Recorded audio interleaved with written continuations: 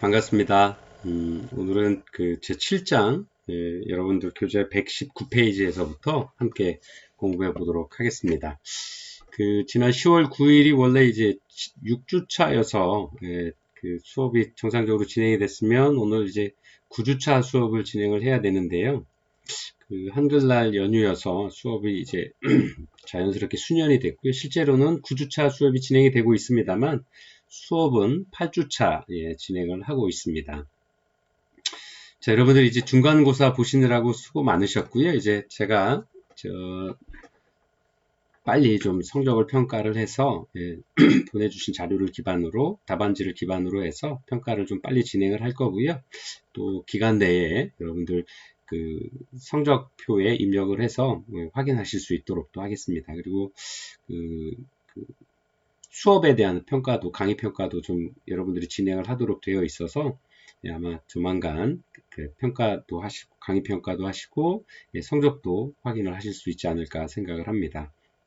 그리고 중간고사에 관해서 잠깐 좀 말씀을 좀 드리자면, 답안들도 뭐 굉장히 성실하게 공부를 하시면서 잘 좀 작성을 해주신 분들이 대다수 잘 좀 따라 주셨고요. 또 제가 잠깐 설명을 드렸던 것처럼 이제 전공심화반에서 어떤 딸딸딸 외워서 막 고등학교 때처럼 아니면 다른 어떤 수업은 어떤지 모르겠습니다만 해서 머릿속에 있는 것들을 답안을 평가를 한다라는 것들은 좀 이제 의미는 없는 나이들이 아니신가. 그 다음에 또 사회적인 경험이나 인생 경험으로 따져봤을 때도 그런 부분에 대한 어떤 평가보다는 어떤 마음속의 사회복지에 대한 또 사회복지 프로포잘을 공부를 하면서 이 프로포잘이 어떤 의미가 있고 어떤 때 활용을 할 거고 또 어떻게 만약에 우리가 사회복지 현장에서 사용을 한다라 그러면 어떤 방법으로 활용될 수 있는지에 대한 이해가 얼마나 하고 계신지를 좀 평가를 하려고 했고요. 또 그런 의미에서 이제 교재를 보시고 오픈북을 하셔도 좋다라고 말씀을 드렸던 겁니다. 그래서 완전히 이해하지 못했던 부분들은 문제를 풀어보시면서 또 교재를 한 번 더 보시면서 좀 더 이해의 폭을 좀 넓힐 수 있고 또 한 번 더 읽어봄으로써 마음속에 이제 프로포잘이 어떤 날인지 또 프로포잘 사회복지 프로그램이라는 것이 무엇인지 어떤 의미나 어떤 개념들을 다시 한번 되새겨 보시는 어떤 시간들이 개인적으로 좀 되셨기를 그렇게 희망을 합니다. 그리고 답안을 보내주신 많은 분들한테 평가를 하면서 이제 또 제가 이제 몇 가지 갑자기 생각이 안 나네요. 이제 보내주신 어떤 메일에 댓글이라고 해야 되나요? 갑자기 생각이 안 나네요. 이제 글을 좀 몇 가지 적어서 이제 보내드리기도 했는데요. 이제 여러분들은 이제 2학년이시고 그 다음에 전공 심화 과정에서도 이제 졸업반이셔서 기나긴 4년 동안의 이제 전문 학사 과정 2년 동안의 전문 학사 과정을 거쳐서 이제 전공 심화 2년을 거치시게 되면 학사 과정을 이제 졸업을 하시고 이제 곧 실제로 이제 사회복지사 1급 시험을 볼 자격도 갖추시게 되죠. 그래서 공부하시는 것들이 물론 국가고시를 보실 때는 이제 공부를 또 나름 좀 더 하셔서 시험 문제의 방향이나 아니면 어떤 그런 국가고시의 유형의 어떤 문제에 좀 익숙해지는 과정들이 좀 연습이 좀 필요할 거라고 보여지지만 실제로 현장에서 여러분들이 사회복지 현장에서 공부를 임하게 되신다라 그러면 이제까지 공부하셨던 것들, 그 다음에 가슴속에 따뜻한 마음으로 남아있는 것들을 좀 잘 활용을 하신다라 그러면 훌륭한 사회복지사로서 어떤 역할들을 또 자리매김을 또 자신의 자리를 찾아가지 않으실까 이렇게 생각을 합니다. 그래서 중간고사 답안지를 평가를 하면서 여러분들이 굉장히 열심히 공부하시는구나. 바쁘신 중에도 열심히 공부하시는구나. 그리고 부족하지만 제가 낸 문제를 좀 성실하게 하시고 왜 그런 문제를 냈는지에 대해서 아니면 또 어떤 자세로 공부를 해주셨으면 하고 하는 것들을 제가 바라는 부분에 대해서 이해를 하고 계시는구나 하는 그런 부분들이 좀 보여서 굉장히 이제 저도 평가를 하면서 답안지 평가를 하면서도 기분이 굉장히 즐거웠고요. 또 평가도 또 전체적인 어떤 답안 수준이라든가 시험지 그 시험 평가 결과가 좋아서 굉장히 기쁘게 생각을 합니다. 그리고 또 여러분들에게 이 자리를 위해서 감사하다라는 말씀을 좀 드리고 싶습니다. 이제 지금 10월 말이 다가오고 있고요. 이제 여러분들에게 이제 11월이 되면 온라인 수업을 어떻게 하시는지도 한번 여쭤보려고 생각을 하고 있습니다. 물론 프로포잘과 또 전공 심화 과정이기 때문에 조금 더 이제 온라인보다는 오프라인에서 선생님들을 좀 뵙고 서로 대화하고 토론하고 그다음에 어떤 의제라든가 어떤 문제를 좀 가지고 아니면 이제 프로포잘 마지막 뒤편에 이제 그 실제 사례들, 실제 제안서를 냈던 어떤 사례들을 보면서 제안서를 어떻게 실제 현장에서 작성을 하시는지 또 잘 작성되어서 그 재정지원처에 채택되어 있는 어떤 제안서들은 어떤 특징들을 가지고 있는지를 함께 공부를 해보고 다양한 시각에서 검토해보고 해보면 좀 더 좋은 어떤 수업 내용들이 좀 탄탄하게 구성되어지지 않을까 생각을 합니다. 그래서 한번 개개인적으로도 수업을 들으시면서 또 코로나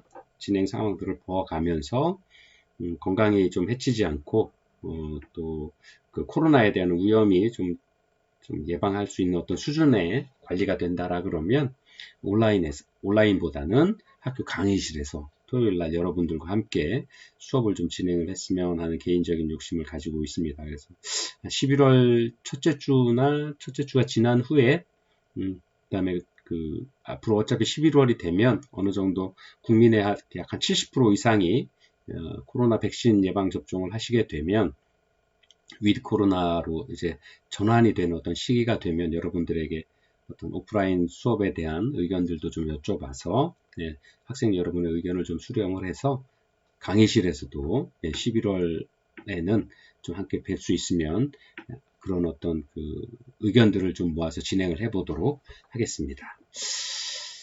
자, 오늘은 이제 아까 말씀드린 것처럼 여러분들 제 7장 여러분들 그저 119페이지 제 4단계 프로그램의 기반 수립과 내용 설계에 대해서 함께 공부해 보도록 하겠습니다. 자, 제 7장이고요. 첫 번째 목차로는 프로그램의 기반 수립, 이론들은 어떤 게 있는지 하는 부분들을 함께 공부하고요.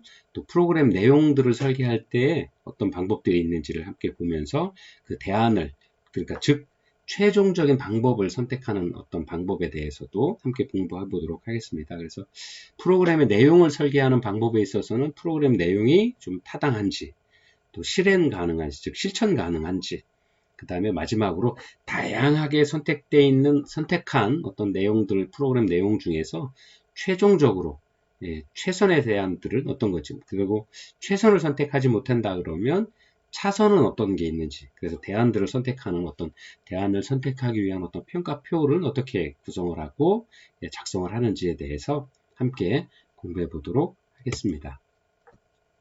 자, 한번 전 시간에 공부한 것들을 한번 좀 되짚어 볼까요?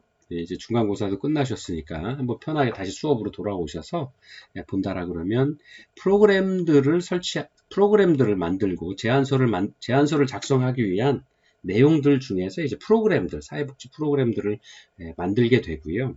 그 만드는 과정이 바로 첫 번째 단계가 바로 문제 확인 및 분석의 단계다라고 공부를 해왔습니다. 그 다음에 두 번째, 이 문제를 확인하고 문제에 대한 분석을 했다라 그러면 프로그램을 설계 과정에서 2단계로 넘어가게 되는데, 그 2단계는 바로 우리 기관이 위치한 지역 또는 우리가 관심을 갖고 있는 사회 문제가 발생되고 있는 지역, 그래서 결론적으로 우리가 이 프로그램을 만들고 이 프로그램들을 서비스할 지역, 그리고 우리의 프로그램들과 함께 프로그램 참여해 주실 대상자분들은 어떤 분인지에 대한 선정을 하는 과정들을 거치게 되죠.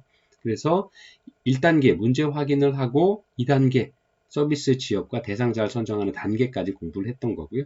이어서 이런 과정이 끝나면 세 번째 단계로 우리가 만든 사회복지 프로그램의 사업의 목적과 목표가 어떤 건지를 수립을 하는 과정들까지를 함께 공부를 했습니다. 그래서 목적과 목표는 어떻게 다른지, 또 목표의 종류는 어떤 게 있는지, 뭐 산출 목표냐, 성과 목표냐, 뭐 이런 다양한 방법에서 또 목표 설정을 어떻게 할 거냐, 하는 부분들에 있어서 지난 시간까지 함께 공부를 했습니다. 자, 대개 이제 3단계에서 사업의 목적과 목표, 뭐 산출 목표냐, 성과 목표라는 것들 수립하는 것까지 공부를 했다라 그러면 대개 그 다음은 이제 프로그램, 뭐 여기 있는 것처럼 기반 수립 프로그램의 활동 내용들을 작성하려고 하는 경우들이 많습니다. 그리고 또 실제로 많은 그 제안서의 경우에서 저희가 평가를 하는 경우들이 종종 있는데요. 충남도의 어떤 그 사회복지 프로그램들을 평가한다거나 기관들을 평가하는 경우들이 종종 가게 되는데, 그럴 때 보면 이런 프로그램들을 선정하는 과정들을 좀 보게 되면 프로그램이라고 하는 것을 그냥 단순히 그 기관에서 제공하고 있는 서비스 아니면 사회 문제라고 확인된 부분에 대한 대응하기 위한, 문제를 개선하기 위한, 아니면 클라이언트들의 욕구를 좀 해소하기 위한 어떤 프로그램들을 또는 실천 활동들을 그냥 쭉 나열을 해 놓으면 그것이 바로 프로그램 활동이다 또는 프로그램의 내용들이다라고 인식들을 하시는 경우들이 많이 있는 것 같아요. 그래서 이러한 세부적인 활동 내용들을 채우면 즉 프로그램들이 완성된다라고 이렇게 생각을 하시는 것 같아요. 근데 죄송합니다만 그냥 프로그램만 이어놓고 활동 실천 내용들만 쭉 이어놨다라고 해서 연관지어서 이어놨다라고 해서 그것이 프로그램 내용이다라고 하는 생각들은 굉장히 좀 잘못된 생각이다라고 좀 지적을 할 수 있을 것 같아요. 왜냐하면 프로그램이라고 하는 것은 물론 서비스 활동들, 서비스 실천 내용들 또는 서비스와 실천 활동들을 좀 모아놓은 게 프로그램이라고 이야기는 할 수 있습니다. 다만 아무 의미 없이 이어놓는 것들이 아니라 왜 그러한 서비스가 또는 실천들이 지금 우리가 관심 갖고 있는 이 프로그램의 내용에 들어가야 되는지, 그러한 것들에 대한 고민과 검토가 없이는 프로그램의 효과를 내기는 굉장히 어렵다라는 거죠. 그리고 이러한 고민과 검토를 통해서 해당 프로그램에 또는 해당 사회 문제를 해결해 나가기 위한 프로그램에 그 프로그램이 내용들이 충실해질 수 있고 우리가 이야기하는 효과성, 효율성, 타당성을 가질 수 있다는 거죠.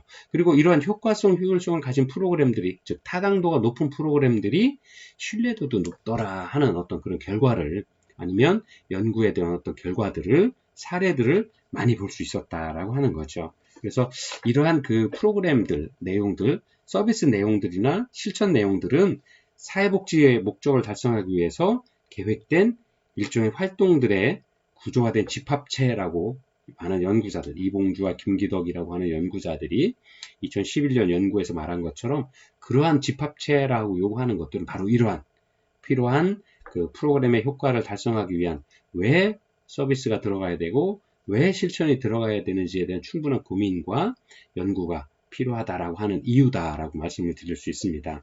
그래서 이렇게 하면 그럼 어떻게 해야 목적 달성에 도움이 되는 활동들을 찾아낼 수 있을까? 그리고 이렇게 찾아낸 활동들을 어떻게 구성해야 되는 것이 옳을까? 또 이에 대한 이러한 답들을 구하는 문제가 바로 프로그램의 기반 수립이다 라고 이렇게 설명을 드릴 수 있습니다. 그래서 다시 말해서 프로그램 실행을 위해서 필요한 것들을 설명해주는 이론을 확인하고 또 이러한 것들을 적용하고 실제 프로그램에 적용하고 그럼으로써 프로그램의 기반을 수립하는, 그리고 이러한 기반이 수립된 단계에서 일을 해 나가는 것이 좀 맞겠다 하는 거죠. 즉 프로그램의 기반 수립과 내용 설계에서 제일 중요한 부분들은 바로 어떻게 해야 우리가 관심을 갖고 있는 프로그램의 목적 달성에 필요한 활동들을 찾아낼 수 있을까?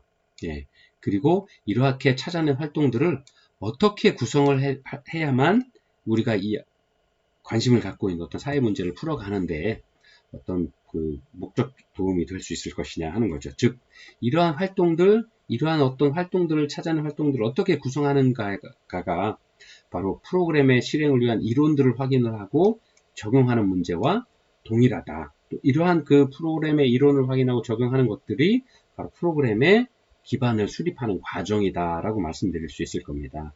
그리고 이러한 기반 위에서, 즉 이러한 충분한 고민 위에서 내용들을 설계할 수 있어야 되고, 이렇게 찾아낸 활동들을 이러한 기반 위에서 유기적으로 또 단계적으로 연결해낼 수 있고 활동을 구성할 수 있을 때 바로 이러한 훌륭한 프로그램으로 이어질 수 있을 것이다 라고 할 수 있습니다. 그래서 이러한 과정을 통해서 목적 달성이 필요한, 목적 달성이 가능한 그러한 가능성이 높은 구조화된, 필요한 구조화되어 있는 프로그램들과 서비스들을 만들어낼 수 있을 것이다 라는 것이 바로 거꾸로 이야기하면 프로그램의 기반의 수립이 필요하고 이 기반이 수립된 위에서 기초가 되어 있는 상태에서 프로그램의 내용들을 만들어 나갈 필요가 있다라는 것들을 의미를 찾아볼 수 있을 겁니다.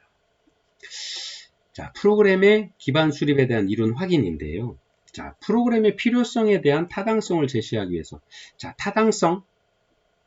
타당도, 신뢰도, 우리가 이제 사회복지 조사론에서도 타당도, 신뢰도 공부를 많이 했고요.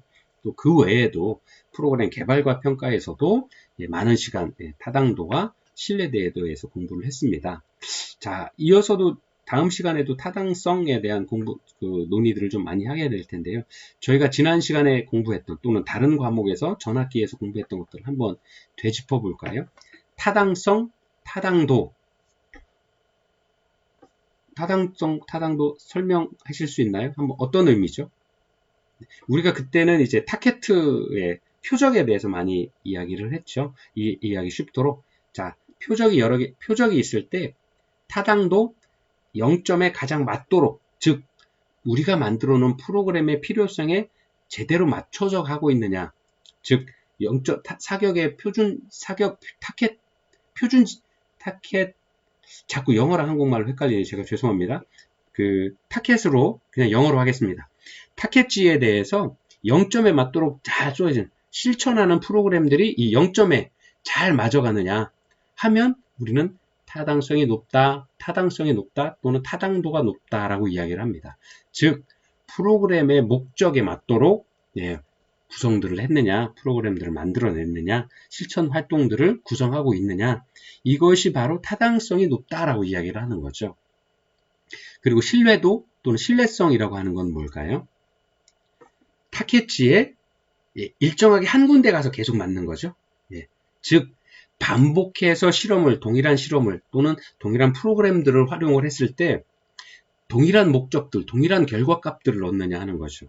반복적으로 프로그램을 실행을 해도 원래의 목적들을, 동일한 결과들을 지속적으로 얻어내는 과정을 바로 신뢰도가 높다라고 이야기를 하는 거죠.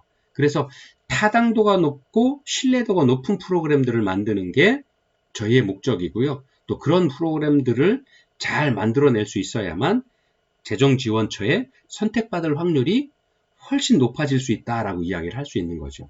거꾸로 여러분들이 이런 공부를 하게 됨으로써 나중에 기관에 돌아가셨을 때 부하 직원이 아니면 동료 직원이 만들어 놓은 어떤 프로그램들이나 어떤 제안서들을 한번 보실 수 있는 기회가 있다라고 가정을 하면 여러분들도 당연히 신뢰도와 타당도가 높은, 즉 목적이 뚜렷하고 프로그램의 목적에 맞고 또 반복적으로 여러 번 실험을 해도 아니면 여러 번 프로그램들을 실천을 해도 클라이언트의 만족도가 높은 어떤 그런 프로그램들을 찾으려고 노력을 하실 거란 말이죠. 즉 타당도와 신뢰도가 높은 프로그램들을 찾으시고 그 프로그램들을 지원을 해주시게 될 거죠. 만약에 그리고 하급자가 그런 어떤 프로그램들을 만들어 왔다는 결제를 하시겠지만 그렇지 않으면 불러서 요거는 타당도가 높고 원래 프로그램 목적에 안 맞는 것 같아요. 프로그램 목적에 좀 더 충실할 수 있도록 서비스를 좀 더 구성을 해보세요. 그리고 신뢰도가 높도록 다른 사람들, 다른 대상과 또는 다른 어떤